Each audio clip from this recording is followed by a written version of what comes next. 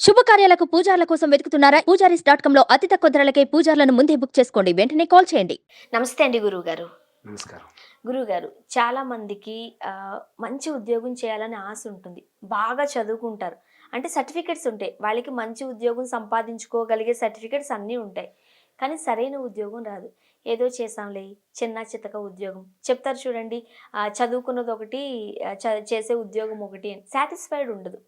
ఎవరైనా చదువు తగ్గ ఉద్యోగం చేయాలి అని అంటే ఏం చేయాలండి? అసలు ఎందుకు ఆ విధంగా వాళ్ళు నిలదొక్కుకోలేకపోతున్నారు?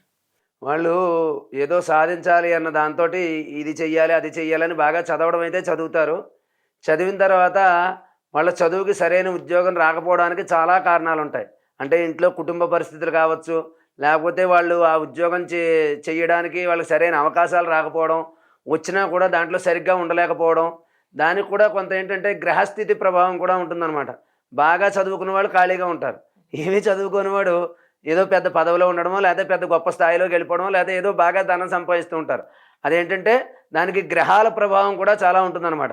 చాలామంది చదువుకున్న వాళ్ళు సరైన ఉద్యోగం రాక, చదువుకు తగిన ఉద్యోగం రాక, ఈ గ్రహాల ప్రభావం చేత ఏదో బతికాలనే ఉద్యోగం పురుష లక్షణం అన్నట్టుగా ఏదో ఉద్యోగం చేస్తూ వాళ్ళ జీవితాన్ని గడిపేస్తూ ఉంటారు అనమాట. అంటే జాతక ప్రభావం కూడా మనిషి చేసే వృత్తికి సంబంధించి ఉంటుందంటారా?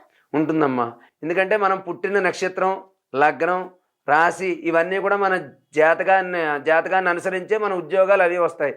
ఈ రాశి వాళ్ళకైతే ఈ ఉద్యోగం వస్తుంది, ఈ రాశి వాళ్ళకైతే ఈ ఉద్యోగం వస్తుందని చెప్పి వాళ్ళ పుట్టిన సమయాన్ని, తేదీని, ఆ యొక్క లగ్నాన్ని, నక్షత్రాన్ని బట్టి చూస్తే అప్పుడు వాళ్ళకి ఏ రకమైన రంగంలో బాగుంటారు, వాళ్ళు ఏం చదివితే బాగుంటుంది అన్నది పూర్వం లేదు. కానీ ఇప్పుడు బాగా ఈ కంప్యూటర్ యుగం వచ్చిన తర్వాత దేవాలయం దగ్గరికి వెళ్ళి మా అబ్బాయి 10th క్లాస్ పాస్ అయిపోయాడు, తర్వాత ఇంజనీరింగ్ చేస్తే బాగుంటుందా, డాక్టర్ చేస్తే బాగుంటుందా, మా అబ్బాయి జాతకం ప్రకారం డాక్టర్ అయ్యే యోగం ఉందా అని చెప్పి అడిగి మరీ ఇప్పుడు సీట్లు తీసుకొచ్చి జాయిన్ చేస్తున్నారు అనమాట. అవును. అది కానీ కొంతమందిలో సత్ఫలితాలు రావడం లేదు కదా గురువు గారు. మరి సత్ఫలితాలు రావట్లేదు అంటే వాళ్ళు ఆ ప్రయత్నాలు చేసినప్పుడు ఎంత మానవ ప్రయత్నం చేసినా దానికి దైవానుగ్రహం అనేది కొంచెం దైవశక్తి తోడుండాలి. కాబట్టి దీనికి బాగా గురుబలం బాగా ఉండాలి అంటారు. చదువుకైనా, ఉద్యోగానికైనా, వివాహానికైనా గురుబలం అనేది కావాలి. గురుబలం అంటే నవగ్రహాల్లో 5వ గ్రహం గురుడు. ఆ గురుడి ఆరాధన చేయడం వల్ల కూడా మన ఉద్యోగ ప్రయత్నాలు చేస్తూ ఉంటూ ఈ గురుగ్రహం ఆరాధన చేయాలన్నమాట. ఇప్పుడు దైవానుగ్రహం పొందుకోవాలి అంటే ఏం చేయాలంటారు? దైవానుగ్రహం పొందాలి అంటే దానికి కూడా మంత్రశాస్త్రంలో ఒక చక్కని మంత్రం చెప్పబడింది.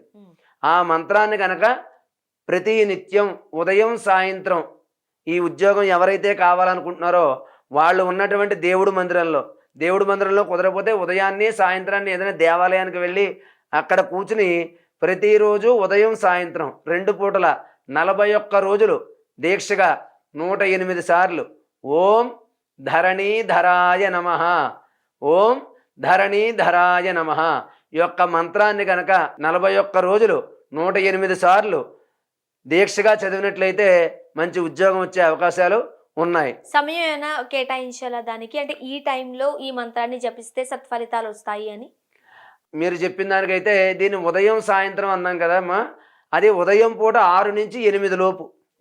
అంటే తర్వాత మనం ఏ టిఫిన్ చేసో మళ్ళీ బయటికి వెళ్ళడం, అక్కడ కలవడం, బయటికి వెళ్ళడం మన కార్యక్రమాలు ఉంటాయి కదా. కాబట్టి మనస్సు ప్రశాంతంగా ఉండేది ఎప్పుడంటే మనం బయట కార్యక్రమాల మీద మన ఆలోచన పెట్టకుండా ఉదయాన్నే స్నానం చేసిన తర్వాత మంచి శుచిగా ఉన్న వస్త్రాలు ధరించి ఇంట్లోనే దేవుడి మందిరంలో కూర్చోవడమో, లేకపోతే అక్కడ కుదరకపోతే దగ్గరలో ఉన్న దేవాలయానికి వెళ్ళి అక్కడ ప్రశాంతంగా ఒక ఖాళీగా ఉన్న చోట చూసుకుని ఈ యొక్క మంత్రాన్ని 108 సార్లు 41 రోజులు దీక్షగా పఠించడం వల్ల మంచి ఫలితాలు కలిగి ఉద్యోగ ప్రయత్నాలు చేస్తున్న వాళ్ళకి కోరుకున్న ఉద్యోగం తొందరలోనే లభిస్తుంది. సో ఉదయము సాయంత్రం కూడా చేయాలి అని అంటారు. సో మంత్రం జపించేటప్పుడు అంటే మనసులో ధ్యానించుకుంటే సరిపోతుందా, లేకపోతే ఏదైనా పూజ చేస్తూ మంత్రం జపించాలా? అది ఇంటిలో ఉన్నప్పుడు అయితే కనుక దేవుడి దగ్గర దీపారాధన చేయాలి. ముందు ఏం పని చేసినా, మంత్రజపం చేసినా, పూజ చేసినా కూడా దేవుడి దగ్గర దీపారాధన చేసి అక్కడ ఇష్టదైవం, కులదైవం ఏవో దేవతా ఫోటోలు ఉంటాయి, వాళ్ళకి 4 పువ్వులు పెట్టి నమస్కారం చేసుకుని అప్పుడు దీక్షగా ఇతర ఆలోచనలు ఏమీ పెట్టుకోకుండా మంత్రం మీదే ధ్యాస పెట్టి ఆ యొక్క మంత్రాన్ని 108 సార్లు జపించినట్లయితే విశేషమైనటువంటి ఫలితాలు కలిగి వాళ్ళు ఏ ఉద్యోగం కోసం ప్రయత్నం చేస్తున్నారో ఆ ఉద్యోగం వచ్చే అవకాశాలు చాలా ఎక్కువగా ఉన్నాయి. అండ్ ఇంతకుముందు మీరు చెప్పారు గురుబలం సరిగ్గా ఉన్నట్లయితే, ప్రభావవంతంగా ఉన్నట్లయితే మంచి ఉద్యోగం వస్తుంది అని చెప్పారు కదా. మరి గురుబలం మనకు అనుకూలంగా ఉండాలి అని అంటే ఏం చేయాలంటారు? చెప్తానమ్మా. ఆ గురుబలం అంటే అది జాతకాన్ని బట్టి చెప్పాలి. ఉమ్, ఎవరి జాతకంలో ఆ యొక్క గురువు ఉన్న స్థానాన్ని బట్టి వాళ్ళ ఫలితాలు ఉంటాయి. లేకపోతే కనుక గురుబలం అందరికీ పెరగాలి అనుకుంటే గురువారం నవగ్రహాలు ఉన్న చోటకు వెళ్ళి గురుగ్రహం ఎక్కడుందో తెలుసుకుని అక్కడ శనగలు పెట్టాలన్నమాట. గురుడి యొక్క ధాన్యం శనగలు. శనగలు నల్ల శనగలు, ఆ? నల్ల శనగలు. కాదు, ఆ. మామూలుగా మనం పేరంటాలు శ్రావణ మాసంలో వాడుతూ ఉంటారు కదా, ఓకే. అటువంటి శనగలు పట్టుకెళ్ళి అక్కడ గురుడి దగ్గర సమర్పించి పసుపు రంగు చామంతి పువ్వులతో పూజ చేసి ఆ గురుడికి పసుపు రంగు వస్త్రాన్ని ధరింపజేసి చుట్టూ 27 ప్రదక్షిణలు చేసి గురుడికి సంబంధించినటువంటి ఏదైనా ఒక శ్లోకం అక్కడ చదువుకున్నట్లయితే మంచి అనుకూలమైన ఫలితాలు కలగడానికి అవకాశాలు ఎక్కువగా ఉన్నాయి. గురుగారు, మీరు మంత్రాన్ని ఏ విధంగా జపించాలి, ఏ సమయంలో జపించాలి, ఎలా జపించాలో తెలియజేశారు. మరి ఒకవేళ మన గ్రహస్థితులు సరిగ్గా లేకపోతే పరిష్కార మార్గాలు ఏమైనా ఉన్నాయా? అంటే దీంతో పాటు మన జాతకాన్ని కూడా ఒకసారి చూపించుకోవాలి. ఎవరైనా పురోహితులకు కానీ జాతకం బాగా చెప్పేవాళ్ళు ఎవరున్నారో జ్యోతిష్కుల దగ్గరికి వెళ్ళి వాళ్ళ జాతకాన్ని చూపించుకుని ఆ జాతకం ఎలా ఉంది, దానికి ఎటువంటి పరిహారాలు పాటించాలని చెప్పంటే ప్రస్తుతం నడుస్తున్న గ్రహదశ ఉంటుంది.